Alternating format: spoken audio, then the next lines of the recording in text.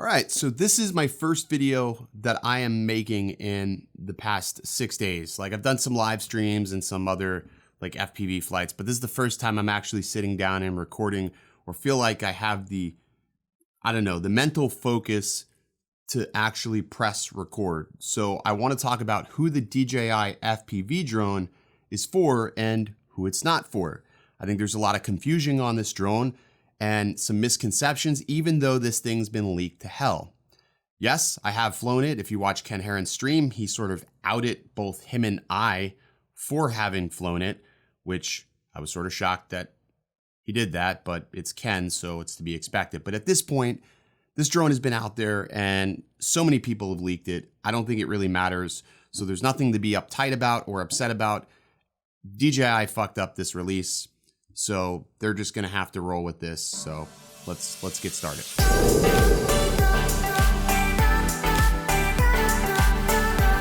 What's good, everybody? Ken here. You're watching OriginaldoBo. So if this is your first time on my channel, so if you go back and look at my channel from a long-standing period of time, I started out flying GPS drones. Back in May of 2020, during the pandemic, I decided I wanted to take the plunge down FPV route, and I wanted to learn everything I could about FPV. I started flying analog, and I flew analog for about 2.5 months before switching over to digital full time.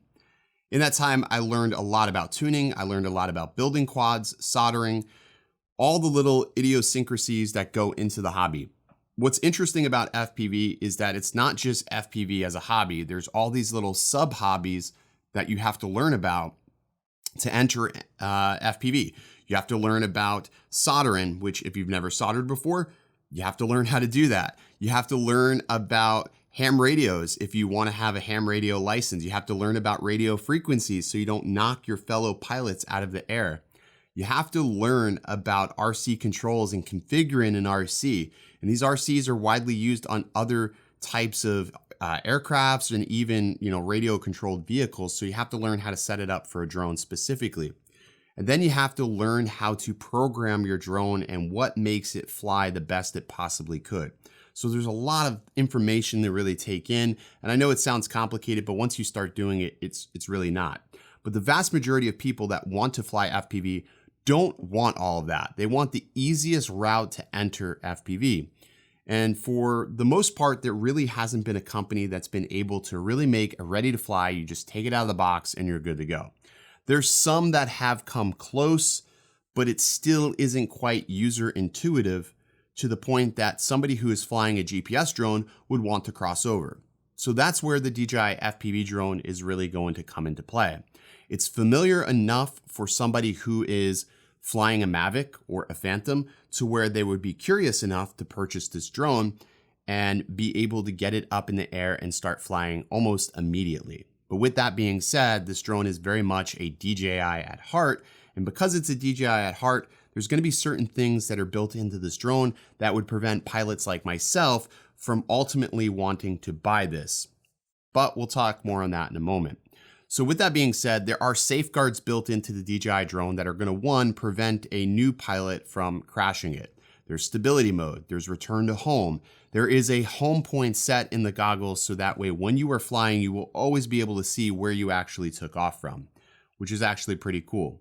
And there's also a way to keep it where it is hitting from you, the acro mode, so that way you don't actually accidentally flip it into acro and then totally freak out and crash the drone. So those are things that are nice about this. The other thing that's really nice about the FPV drone for a new pilot is the fact that the batteries are super safe. They aren't LiPo batteries like what we use on our quads today, where if you start charging it, you have to be in the room while those batteries charge. Otherwise, there could be a risk of a fire if they are overcharged past their cell count. With these batteries, they are 6S batteries, and well, they are super safe. Just like plugging in your Mavic battery, you're not going to have any specific issues with these batteries overcharging or running the risk of fire or burning down your house. So from a beginner standpoint, the batteries are really safe and you get incredible flight times out of an FPV drone. The other thing that's really nice about this is the way it lands. You can land it just like a Mavic, which is fantastic. So from a beginner perspective, it's super, super intuitive. And DJI walks you through all of that information, which is nice. You're not sort of left in the dark trying to figure out how to use this. The FPV goggles, the version 2 goggles, are going to work with this drone, and they have a new battery for it now. So again, you're not having to worry about plugging in a LiPo, which for a beginner, you're probably not going to have a battery charger. You're just going to want to figure out how to use it. But with that said, flying the FPV drone, the DJI FPV drone is not, I will repeat, is not like an FPV drone.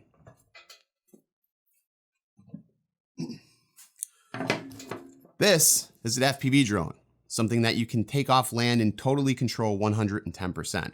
The DJI drone is not like this.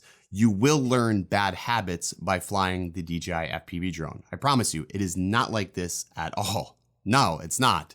And I will tell you from experience, I thought it flew like this, and trying to fly it, I was sadly mistaken. And I sort of felt like I was regressing in my piloting skills when I stepped behind those sticks.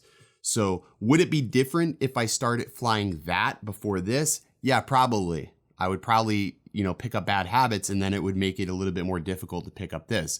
So if you're truly serious as a pilot of wanting to understand FPV, I would probably start with something like this, build something, understand it, and appreciate it. So you have like that, I don't know, I don't want to say skill set, but the mental understanding of how an FPV drone actually flies.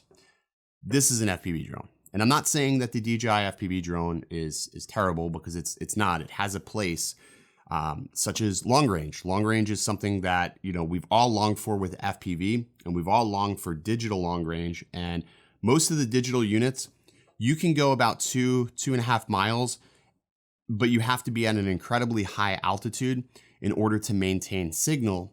And after a period of time, you're going to lose that signal. And when you lose signal on a digital FPV drone, it just completely blacks out. It's not like analog where you can sort of fight your way through the breakup. It's a lot different. And that difference is sometimes dangerous. So the DJI FPV drone will completely take that danger out for long range, which is probably something that is the most attractive to a lot of pilots. And I know there's just a lot of hype and fanfare around that, but I think that long range is where that is going to really succeed. All right, so let's talk about why this would not be for you. Why would you not want a DJI FPV drone? Well, first off, and probably the most obvious, is it's projected to be fragile. It's not going to be something that you're going to be able to freestyle. Like, this is completely made out of carbon fiber. This is the apex frame, and this thing can take an absolute beating. I've smashed this into trees, buildings, you name it, and it's come out unscathed. And maybe you just got to replace a prop, possibly a motor. But for the most part, this is really easy to work on. The DJI drone has got a lot of parts and components that are all custom built for that unit specifically, which means that DJI themselves will probably technically have to repair that, even though they do say that there is going to be some form of usable repair. It's nowhere near the capability that you have when you build a drone like this. There just isn't. It doesn't compare, and I don't give a fuck what anybody says, because it's not going to be easily repairable like this. So if you don't want to be at the mercy of a manufacturer, don't buy it. The second thing is the camera. The camera on this drone, you're completely locked in. There is one camera on this drone. Now, what does one camera do to an FPV drone? Well, if anybody is familiar with split cams, it's going to introduce a bit of latency, because you now have a camera that is trying to simultaneously record while transmit a video signal back to your goggles. That in itself will emit some form of latency. Is it going to be a noticeable user latency that you can actually feel? That's debatable. That's definitely debatable if it's something that you're going to actually be able to feel. If you were racing, yes, definitely going to be able to feel that latency and see that latency in the goggles. Freestyle, maybe not so much, but again, this drone isn't going to be something that you're going to want to freestyle, because it's not going to be able to sustain really tough and hard hits. And then the third issue with that one singular camera is you cannot mount an additional camera to this drone. The overall ergonomic design of this drone just doesn't make it capable of doing that without throwing off the center of gravity of the FPV drone. With building your own quad, you have an infinite list of cameras whether it is you want to use GoPro, whether you want to use Insta-Go, whether you want to pop an Osmo Action on here, you can do that. And you have your list of cheap run cams and all the different types of GoPro cameras. And if you get into the Cinelifter style of cameras, you can even put a Blackmagic camera on here.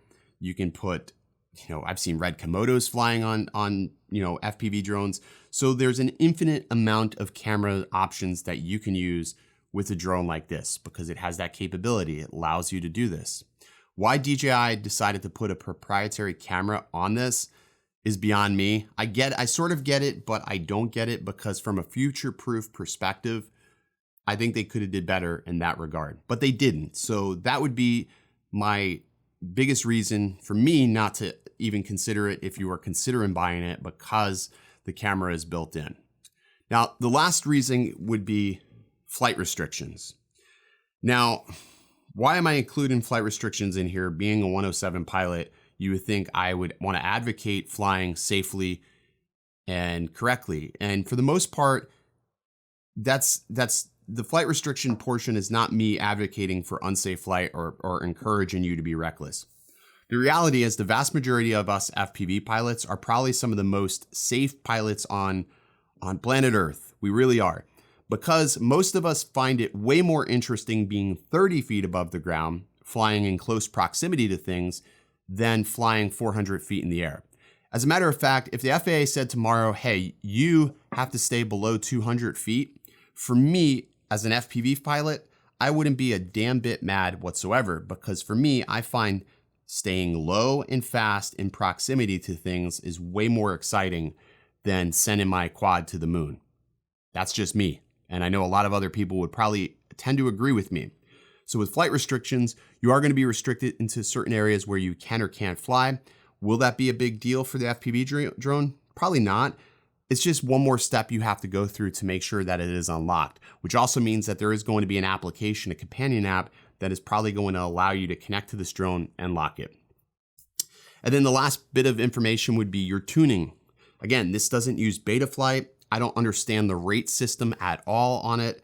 I don't even know what it translates to as far as the rates go. So if you are used to, let's say, KISS, EMU, Falco X, or even Betaflight, these rates don't really allow you the granular fine tuning that you get with these drones. You can make this feel as loose or as tight as you want it to be with just a couple of changes in Betaflight, and you're off to the races and you have a drone that performs exactly the way you want. But with the FPV drone, you're just not going to be able to do that.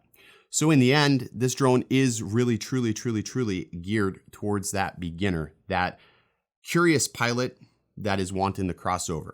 So I will definitely still be getting the FPV drone just because it's what I do on this channel. Obviously, I review things, and yeah, we'll probably have to try seeing how durable it actually is because, like I said, I really don't give a shit. I'll just grab another one off the shelf if we destroy it because we can do that. FPV drones are meant to be smashed and bashed and not flown like pretty little flying machines. So I can't wait to see all the experts that get these in their hands and want to tell us so much about FPV. Fuck them anyways. All right, that's going to do it. If you enjoyed the video, be sure to hit the like button. If you didn't, tell me how much you hate my fucking guts.